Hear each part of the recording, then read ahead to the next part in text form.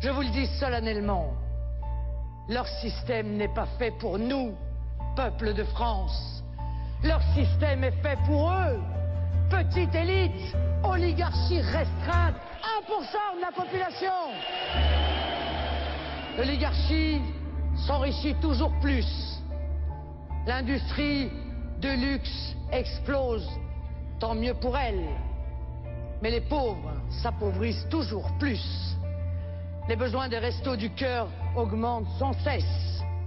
Les classes moyennes sont entraînées dans des tourbillons de difficultés et les classes populaires se sentent de plus en plus fragilisées. L'ascenseur social ne monte plus, il descend. C'est le descenseur social. Alors, la France est-elle condamnée à cet écart grandissant entre une poignée de profiteurs cyniques et un peuple angoissé? Bien, les hommes au pouvoir, de droite comme de gauche, voudraient nous le faire croire. Je suis une femme libre, la seule candidate de la révolte populaire, et je n'admets pas que les Français soient volés comme au coin d'un bois. Je ne crains pas la caste qui nous dirige, parce que je n'ai, moi, à la différence d'eux, aucun lien avec leur magouille, aucun copain dans cette oligarchie.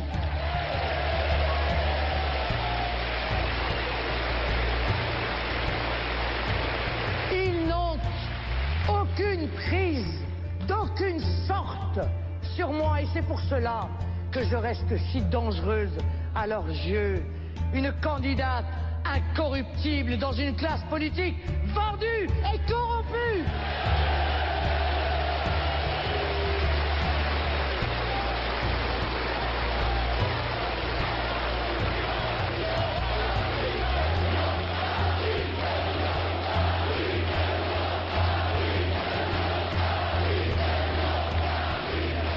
Je dois évoquer devant vous le plus grand racket de tous les temps, celui des marchés financiers et des banques.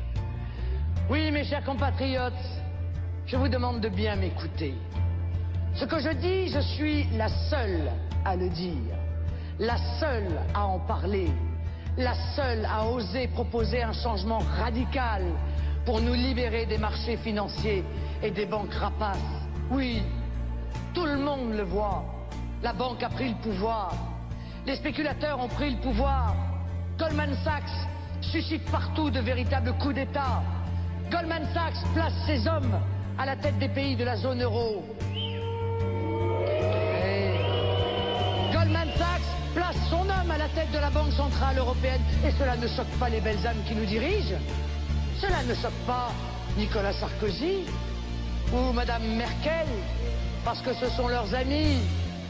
Grèce, Italie, Banque Centrale Européenne, les oligarques prennent le pouvoir partout dans le dos des peuples.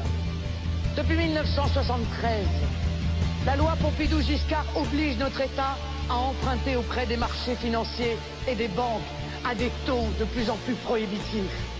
Les politiques de droite et de gauche ont méthodiquement ligoté le peuple français. Bon sang, ce scandale, nous l'avions sous le nez. Mais le racket était tellement énorme que pendant longtemps, nous ne l'avons même pas vu. Par la suite, au fur et à mesure, les clés de la France ont été remises aux banques et aux marchés dans les années 80, avec la libéralisation des bourses, la création des produits spéculatifs, l'instauration du CAC 40, la fusion entre les banques de dépôt et les banques d'affaires, pour permettre à ces rapaces de spéculer avec l'argent durement gagné par les épargnants. Puis ce fut le vote des traités européens, par la gauche et la droite, réunis une fois de plus. Ces traités ont enfermé la France dans l'ultralibéralisme. Tous étaient là pour voter Maastricht et son cortège de malheur. De Mélenchon à Sarkozy, en passant par Hollande, en passant par Bayrou. Il faut avoir le courage de dire à nos compatriotes que depuis 1973, nous avons payé 1400 milliards d'euros d'intérêts aux banques et aux marchés financiers sur 1700 milliards d'euros de dettes. La violence contre Marine Le Pen vient vient du sénateur Mélenchon, de Laurence Parisot, de Nathalie Kosciusko-Morizet. Ça n'est pas un hasard. Vous savez, je vais vous dire une chose, le système ne se trompe jamais d'adversaire.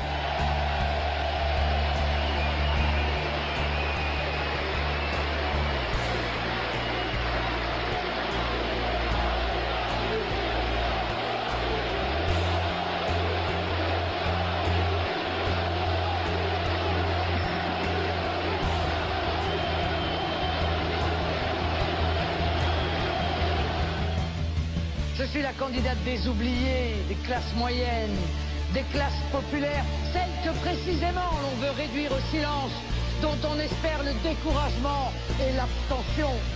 Je suis la candidate des victimes du racket institutionnel, de la spoliation massive. La candidate de ceux à qui on a tout pris, parce qu'on vous a tout pris, parce qu'on nous a tout pris.